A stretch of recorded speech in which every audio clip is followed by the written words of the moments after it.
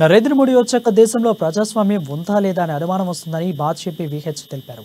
నల్లధనం తీసుకొచ్చి ప్రతి కుటుంబానికి 15 లక్షలు ఇస్తామంటూ ఎన్నో ప్రకల్పాలు పలికారని, కానీ ఒక్కటి చేయలేదని విమర్శించారు. కాంగ్రెస్ సత్యాగ్రహ దీక్షలో ఆయన మాట్లాడారు. నిరుద్యోగ యువతకు, రైతులకు కేంద్రం చేసిందేమీ లేదన్నారు. రాహుల్ గాంధీపై అనర్హత వేటు వేసి ఇల్లు ఖాళీ చేయించడం కంటే దుర్మార్గం మరొకటి ఉందన్నారు. రాహుల్ గాంధీకి అండగా పోరాడతామని, ఆయనకు జరిగిన అన్యాయాన్ని ప్రజాస్వామ్యంగా ఎదుర్కొంటామని చెప్పారు.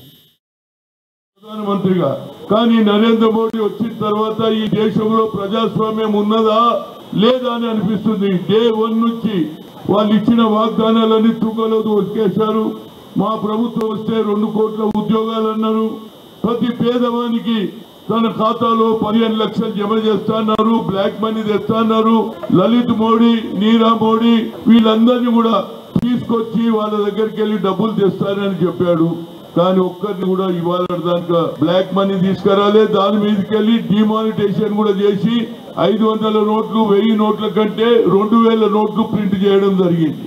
ఒక్కరి ఖాతాలో కూడా రాలే.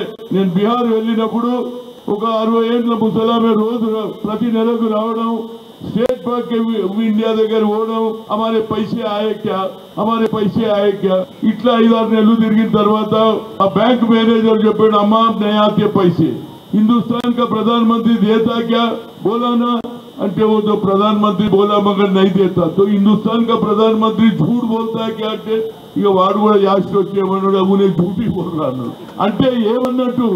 అట్లా 15 లక్షలు ఇవ్వకపోతే ఇక్కడ నిరుద్యోగ యువకులకు ఉద్యోగాలు ఇస్తాంటి ఇవ్వకపోతే ఆఖరుకు